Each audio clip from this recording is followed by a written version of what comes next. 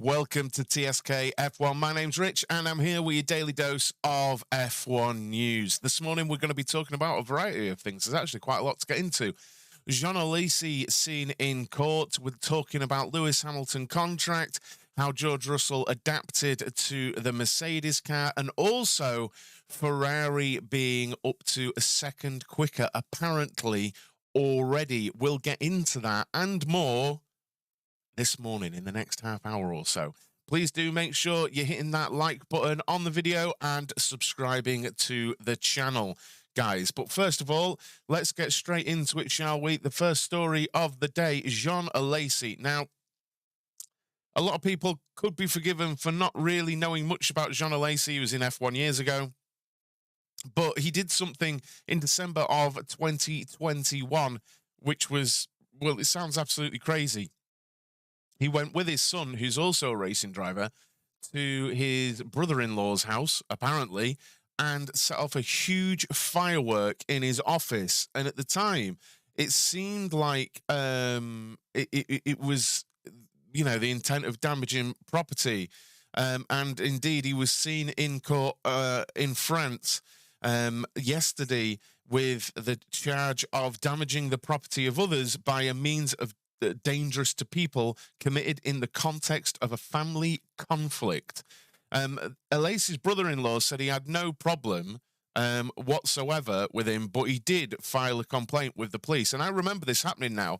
Like I say, it was December 2021, and apparently in context, there was a big celebration because Jean Alesi and his son had just reunited after COVID lockdowns, and there was a big celebration.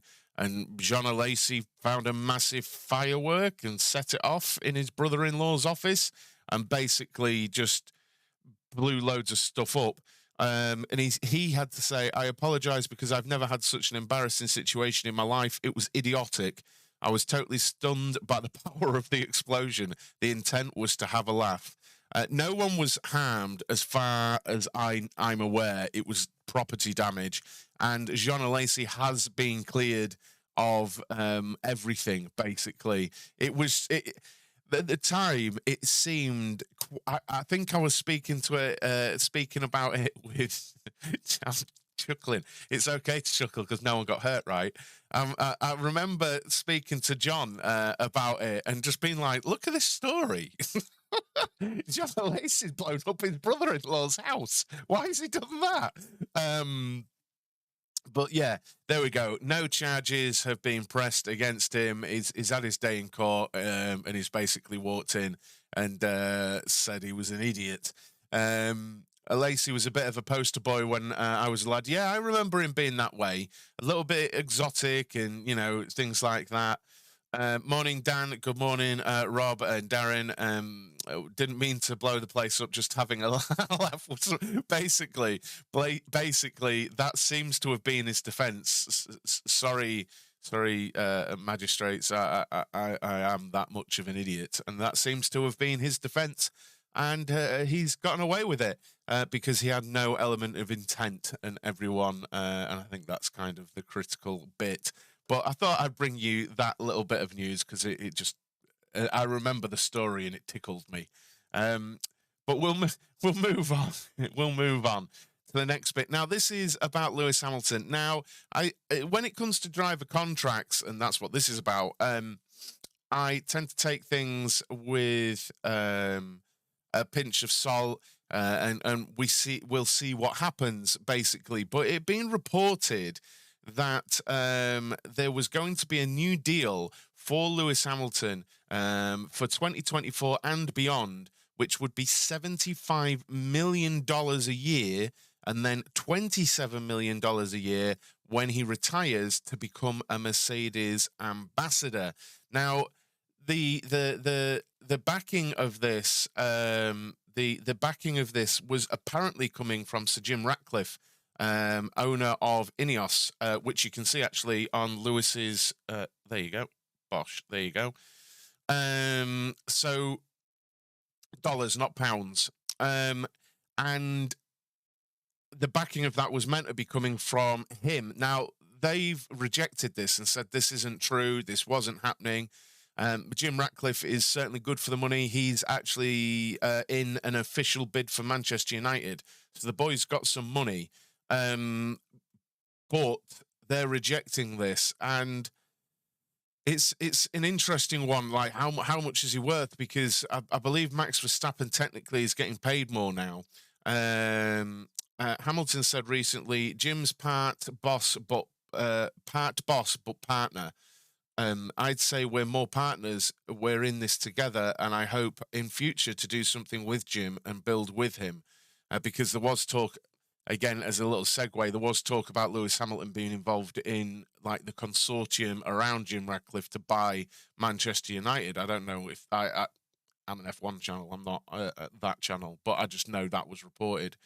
But an official from Mercedes has said these are wild speculations, completely unfounded. So I would imagine there'll be, I think, honestly, there will be a period this season where they'll see how it goes on both sides, right? Now, I'm not one to subscribe to the whole situation of, oh, George is already put Lewis in his place. I'm not one of those people at all. But I think they will, both Mercedes and Lewis's side, see how this season goes, especially with the news later that I've got for you in this show. That, you know, Lewis might want to see if the car is where he wants it to be. Should he be continuing? Because he does a lot away from racing anyway. But I mean, he seems to be enjoying it still. But, you know, and also Mercedes might want to see his performance as well this season. I don't think he let anyone down last season. I think the rumors were true where he was testing a lot of things that George simply wasn't, because he's a 7-time world champion. That's who you're going to give to test things. But yeah, I think there'll be a period of that this season before we actually move on to contracts. So that's my opinion. What do you guys think? How long do you think he will stay around in the paddock for? I think he's had his time, but who am I to speak? Well, I mean, everyone's entitled to their opinions. I see no evidence of that in any way whatsoever. But other than that, maybe he has. I don't know what forms that opinion really, but yeah, we'll see next season, I suppose, won't we? We'll see next season. And the next one is actually about George Russell and adapting to the Williams, adapting to the Mercedes car. And it's Andrew Shovlin who's been speaking about it. And basically, early doors last season, how George Russell seemed to get hold of the car. Now, there were plenty of reports suggesting and saying, and actually directly from Mercedes, saying what I just alluded to, that Lewis was testing a lot more experimental stuff that they weren't giving to George, which makes complete sense by any logic to do that. But Andrew Shovlin has said the routes of Lewis through to that point and George through to that point were quite different at the beginning of the season, that is. Lewis, I think, had a rather sort of sudden period of adjustment from a car he knew that he could, if he that could deliver, if he could get what it was capable of, it'd be fighting for the win at any given weekend. Whereas George had come from the Williams, and he thinks his experience there put him in good stead to deal with the car that they were racing and trying to qualify at the start of the year. And this is something we've spoken about on the channel quite a bit, that these sort of apprenticeships in a Williams or maybe a Haas or something like that serve to really potentially help drivers, because they go through a bit of struggle, they go through a bit of difficulty. And that's not to say Lewis can't deal with that. It's just that George is more recently dealing with that, you know, and driving around issues. Whereas Lewis has come out of some of the best cars that's ever been created, and all of a sudden he's got a pig of a car, you know. Max made 60 million before sponsors. Yeah. I think Max is on a good deal, isn't he? I think there was an element with George where he was probably hoping the experience would be a bit different from the one he was used to. but he was very good at just getting on with the challenge that was in front of him. And I think, to be honest, in the early part of the year, it was probably easier for George to adapt than it was for Lewis. What was nice to see was almost straight away was the two of them working together to put the team in a better place. And that's what's important, isn't it? This is Andrew Shovlin to motorsport.com. The way they were working together, the way they were happy to share out the workload, the number one focus was improving the car, not squabbling on who was to finish fifth and who was going to finish sixth. And it's nice that you've got that maturity within the drivers and the maturity within the team, because ultimately the whole engineering group working together and the drivers working together is the way that you shortcut the time that it takes you to be back where you want to be. And quite honestly, that is the optics of what I saw last season. I don't know about you guys. From the outside looking in at the Mercedes team, Lewis and George, they seemed happy to be working together, but both disappointed but driven to improving the Mercedes situation. And they seem to have quite a good rapport with each other. And what Andrew Shovlin has said in those quotes is pretty much what I feel like I saw from the Mercedes team last year. It'll be interesting to see going into the new season whether they are back in the fight. Do you think Mercedes are going to be back up there or closer than they were last season? Again, interesting stuff on Ferrari coming very, very shortly in this show. But we'll move on. We've got some quotes from Alpine where they're talking about 2026. And we already had some stuff about 2026 yesterday from Pat Simmons. Please do go check out that video because I covered some stuff that actual Formula One were talking about with 2026. Now it's a team quotes coming from the Alpine technical director, Matt Harmon, speaking to RacingNews365.com. And they're talking about different things that could happen maybe with the regulations going into 2026. And this is just him kind of spitballing and throwing out ideas. But one interesting thing here is that Harmon believes that the use of active aero could be a good thing. He says, I think active aero is a good thing personally. I think it will add another dimension. It will add another dimension to the driver's input, into their destiny and how it works and how they select things. An active aero would be like changing wing angles on the fly and things like that. So it's an interesting suggestion that's been outlawed for like basically forever by F1. I know we've got DRS, but you know, please do make sure you're hitting the like on the stream, guys, and also subscribing to the channel down in the bottom right-hand corner, somewhere down below here. You should be able to subscribe and like and things. Do all that good stuff. It really helps. And one thing that they're on about is he thinks that they need to be a lot lighter, and we've seen this from George Russell recently. He commented how they're really, really heavy. I think for drivers, the weight could be a bit of a worry from having a car that's almost a ton because it's not going to get any lighter. I think the technology is relevant, but I worry about it in Formula One. I think we should be looking to solve the energy recovery issue without having to go to full recovery personally. But it's being done elsewhere. So he's talking about just energy recovery and things, and that they shouldn't be on full recovery and whatnot within Formula One. I kind of agree with that. It should be like an augmented situation where you've got the internal combustion engine and some kind of recovery. But you know, we'll see how that that comes in. Now, there is a talk about four-wheel drive in Formula One. There's talk about four-wheel drive. Now, this might seem odd, and you might go down sort of a rally route with these thoughts, but it's more, I believe, to do with having generated electric motors on each wheel, I would guess. This is something that's been in WEC for quite a long time, I think, where all wheels are driven. But he was asked about that, and he said all teams are inputting into that. We're looking at some simulations and making sure that the FIA and F1 have all that information to hand so we can make those decisions, because obviously we've got our own simulations.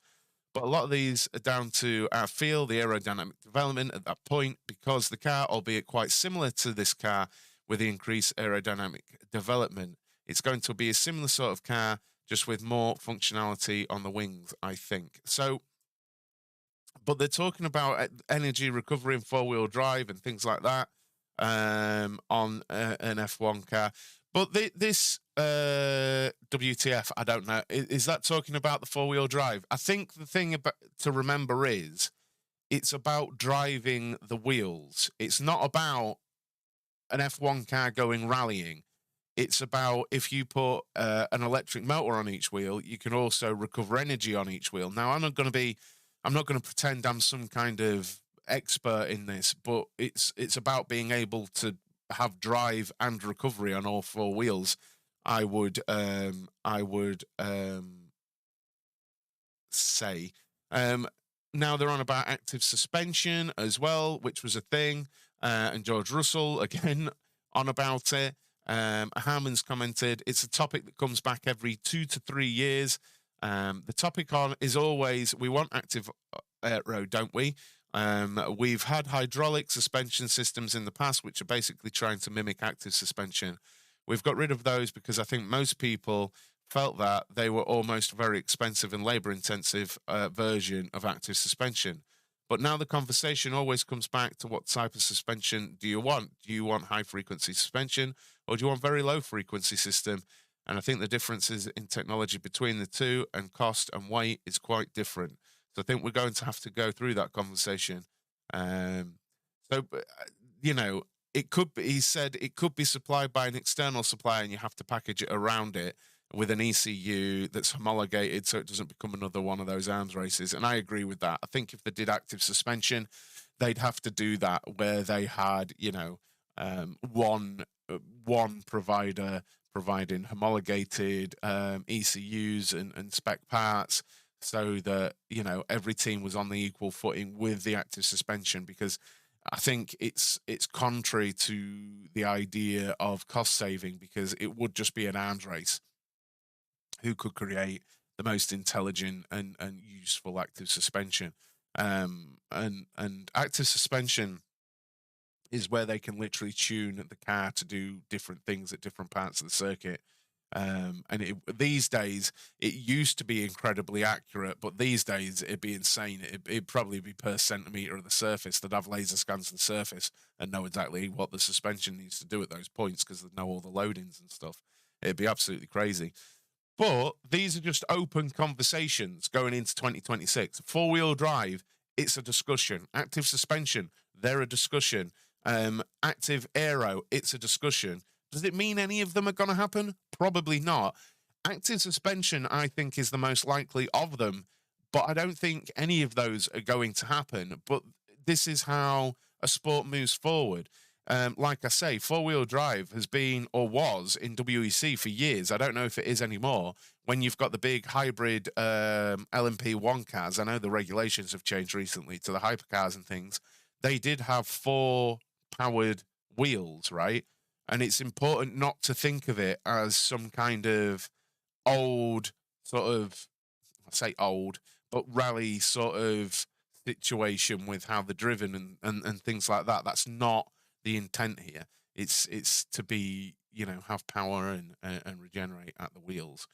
But that was all an interesting article, I thought. Now, this is, well, let me just ask chat as well. Are there any of those that you would like to see? Is there anything you would like to see in Formula One coming into 2026? Now, interesting one. These two. Right, we'll get on to the title story now. Now, this is coming out of Italy, and it's difficult to know. It's difficult to know whether there's much to go with here, but I'm bringing it to you guys. The Ferrari gets launched on February the 14th, and this is coming from Formula Uno out of Italy. Now, we've had a few stories come out of Italy, right, that have been bang on, which is interesting, and it's something I'm learning quite quickly. If something is coming out of Italy, it tends to be right, because if you've been watching the channel for a long time, we called the Frederick Vasseur appointment very early, like very early, because one article coming out of Italy said it, and then it honestly took about another 2 months before like Sky and the like was saying that could be happening. So I'm going to I'm gonna decide I'm gonna go with this and believe it, right? Highly qualified sources claim that the Scuderia's new model is over 1 second faster than last year's model. The report also claims there is intense simulation work being carried out by Leclerc and Carlos Sainz ahead of the new campaign. It's understood the most significant improvements will be in the medium and low-speed corners as a result of the FIA's rule changes to increase ride heights. If you want to know more about that, yesterday's video, guys, I went through the rule changes video, not yesterday, day before. Go and have a look on the channel. I've explained 10 rule changes for next season, and I talk about this. There's also expected to be a reduction in porpoising, which could also reduce lap times by up to 0.7 of a second, which is what I thought as well, that we'll get faster lap times with no porpoising. And according to the source, new team principal Frederick Vasseur has not implemented any significant updates to the culture of the team. Instead, the French boss has opted for continuity as the team aimed to build on last season. And quite honestly, that there is what I've been saying since it sounded like Binotto was going. That has been absolutely critical to Ferrari moving forward. Some continuity, some stability, and because the problem that they have is they keep firing their team principals, and I feel like they've got no stability, and it doesn't help them. But what do you guys think? Do you think there's any chance that Ferrari have really taken a huge step? I think it's possible that they really understand where their shortcomings were last season. Now, from memory, I'm trying to think. I'm thinking of, I can't think of what race, but their drivability out of slow corners was excellent, I think, Ferrari last season. But they destroyed tyres. And I think overall as a package, the Red Bull just had more grip, right? But you can bet if they're finding 0.7 of a second because of the regulation changes, the other teams are too. It's not as if Mercedes, Red Bull, whoever, it's not as if any of these teams are just going to stand still and not take advantage of these rule changes, right? Also, there's, I'm just reading now, there's a power upgrade as well for Ferrari coming out of soymotor.com. And apparently they've got an extra 30 horsepower. And we've talked about this, right? The machine is said to be capable of generating an extra 30 horsepower, which could be a major boost. Although teams cannot change components between seasons, they're allowed to make reliability tweaks, which are behind the new upgrade. So for reliability, somehow the Ferrari is 30 horsepower more powerful. Before anyone says anything about Ferrari cheating, let's face it, they're all at this. Honestly, Mr. Formula One, I have to change this because that bit's unreliable. I swear, honestly. And this is the problem. We had Renault. This was it. We spoke about this on the channel a couple of weeks ago. And it was the Renault boss basically saying when they've changed out a water pump, it's a water pump for a water pump sort of thing. While there is inherent reliability increases in that water pump, it's still somewhat of a spec part. Whereas if you change the material that the piston rings are made of, there very easily could be a performance increase as well. and Renault basically was saying that they think they didn't name any teams, but they think that other manufacturers have been finding performance gains under the guise of reliability when Renault have been doing reliability stuff, and it's a bit like, hang on a minute. I think really, from Renault's point of view, it's the admission of missing a trick, right? They've missed opportunities there with what they're going to do. But yeah, I think some people wouldn't be happy with that, but I think it would be naive to think that Ferrari are the only team doing that, you know? Mm. You go surprisingly dry just speaking for half an hour. But what do you think? Do you think that Ferrari have indeed found some pace? Do you think they have? I'd like to see it. I'd like to see Ferrari find some pace. I'd like to see Mercedes find some pace. I'd like Red Bull, Ferrari, and Mercedes to be on a similar playing field coming into the new season. It'd be fantastic to see, wouldn't it? Right. That is the end of the video, guys. Thank you so much for joining me. There may be a video later on today. I'm not sure. Please do make sure you've hammered the like and subscribe to the channel as well. I'm here every morning, Monday to Friday, 9 a.m. with your latest F1 news, and that's going to be ramping up as we enter the new season. Off to a meeting. Enjoy your meeting, dude.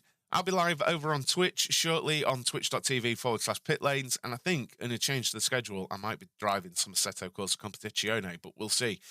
Thank you so much for joining me, guys. See you soon. Cheers. Bye-bye.